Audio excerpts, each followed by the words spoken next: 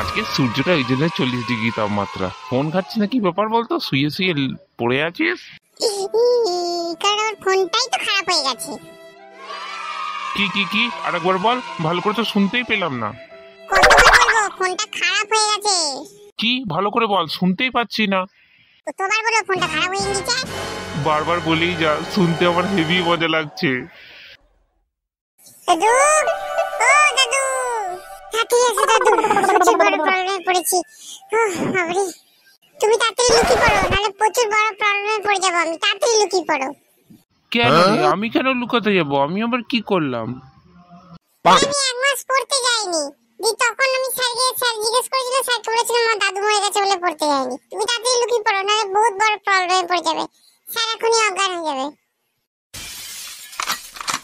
বলছি যে ভালো করে বলো তো, আমি কি একটু মোটা হয়ে গেছি নাকি? বাপরে, ইয়া তো একদম জীবন মরণ নিয়ে প্রশ্ন করিয়েছে। মোটা বললে আজকে তোমাকে শুলিতে চড়াই দিবে। মোটা বলাই যাবে না।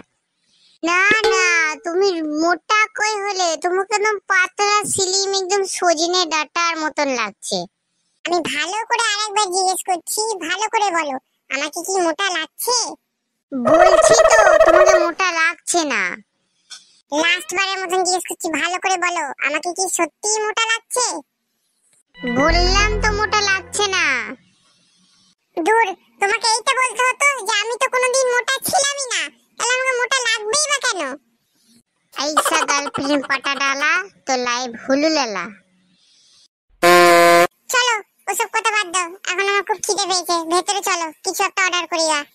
আচ্ছা বলছি, শোনো না, আমাকে তুমি এমন একটা কথা বলো, এই কথাটা শুনে যেন আমি তোমার উপরে যেন একদম মুগ্ধ হয়ে যাই।